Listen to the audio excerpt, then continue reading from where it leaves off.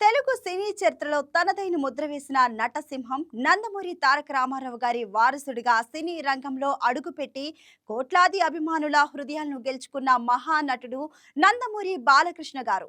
బాలనటుడిగా సినీ ప్రయాణాన్ని ప్రారంభించిన ఆయన చిన్న వయసులోనే తన నటనతో ప్రేక్షకుల ప్రశంసలు అందుకున్నారు. 1980లలో హీరోగా ఎదిగి యాక్షన్, ఫ్యామిలీ, ఫోక్లోర్, చారిత్రక, పౌరాణిక చిత్రాల్లో అద్భుతమైన నటను కనబరిచి ప్రత్యేక గుర్తింపు పొందారు. నటుడిగానే కాకుండా సేవా కార్యక్రమాలు, ప్రజా సేవల్లోనూ ముందుండి కోట్లాది అభిమానులకు ఆదర్శంగా నిలుస్తున్న నటసింహం నందమూరి బాలకృష్ణ నటనలో నవరసాలు, డైలాగులో దమ్ము, అభిమానుల్లో అపారమైన ఆదరణ ఇవన్నీ కలిసిన వ్యక్తిత్వే నటసింహం నందమూరి బాలకృష్ణ.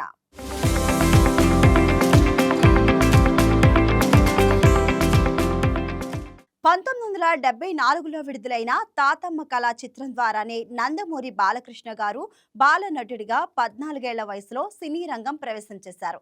ఈ సినిమాకు ఎన్టీ రామారావు స్వీయ దర్శకత్వం వహించి ప్రధాన పాత్రలో నటించారు. అప్పట్లో ప్రభుత్వం ప్రవేశపెట్టిన కుటుంబ నియంత్రణ విధానానికి వ్యతిరేకంగా ఎన్టీఆర్ ఈ కథను సిద్ధం చేశారు. కుటుంబ నియంత్రణపై అప్పటి ప్రభుత్వ నిర్ణయాన్ని ప్రశ్నిస్తూ ఎక్కువ మంది సంతానం ఉండాలని తాతమ్మ పాత్రలో భానుమతి వాదించే నేపథ్యంలో ఈ కథ సాగుతుంది. ఎన్టీఆర్, భానుమతి, రామకృష్ణ ప్రధాన పాత్రలు పోషించారు. ఈ సినిమాలో తాతమ్మ కలను నెరవేర్చే ముని మనవడిగా బాలకృష్ణ నటించారు. నందమూరి హరికృష్ణ కూడా ఈ చిత్రంలో ఒక కీలకమైన వ్యసనపరుడి పాత్రలో నటించారు. అప్పటి కుటుంబ నియంత్రణ విధానాలకు వ్యతిరేకంగా ఉండడంతో ఈ సినిమా సెన్సార్ బోర్డు వద్ద, అలాగే రాజకీయ తీవ్ర వివాదాలను ఎదుర్కొని కొంతకాలం నిషేధానికి గురైంది. అన్ని అడ్డంకులను అధిగమించి ఈ చిత్రం 1974 ఆగస్టు 30న విడుదలైంది. ఈ చిత్రానికి గాను ఎన్టీఆర్ గారికి ఉత్తమ కథా రచయితగా నంది అవార్డు లభించింది. 1977లో విడుదలైన దానవీర సూరకర్ణ ఒక చారిత్రాత్మక పౌరాణిక చిత్రం. ఇందులో నందమూరి బాలకృష్ణ గారు అభిమన్యుడి పాత్రను పోషించారు. నందమూరి తారక రామారావు దర్శకత్వం వహించిన ఈ బ్లాక్ బాస్టర్ చిత్రంలో ఎన్టీఆర్ 3 ప్రధాన పాత్రల్లో కర్ణుడు, దుర్యోధనుడు, శ్రీకృష్ణుడుగా నటించారు.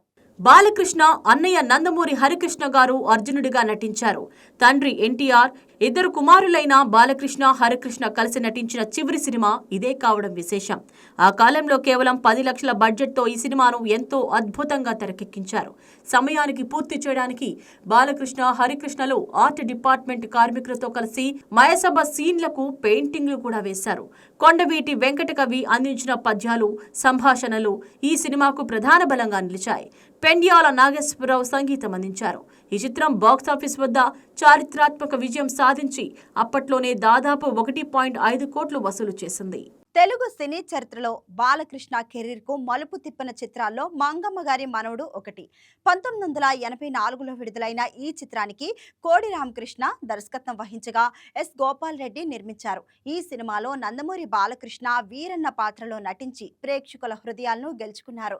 గ్రామీణ యువకుడిగా ఆయన చూపిన నటన విశేష ఆదరణ పొందింది. ప్రముఖ నటి భానుమతి, రామకృష్ణ మంగమ్మ పాత్రలో అద్భుతంగా నటించారు.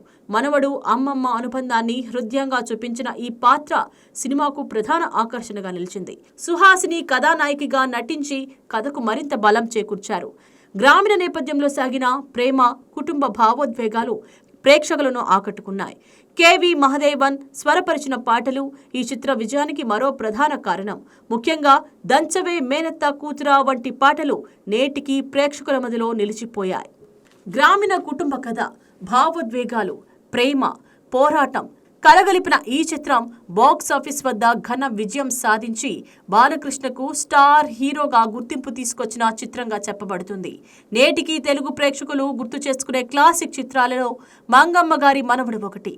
బాలయ్య కెరీర్లో చిరస్థాయిగా నిలిచిన ఈ చిత్రం ఆయన అభిమానులకు ఎప్పటికీ ప్రత్యేకమే.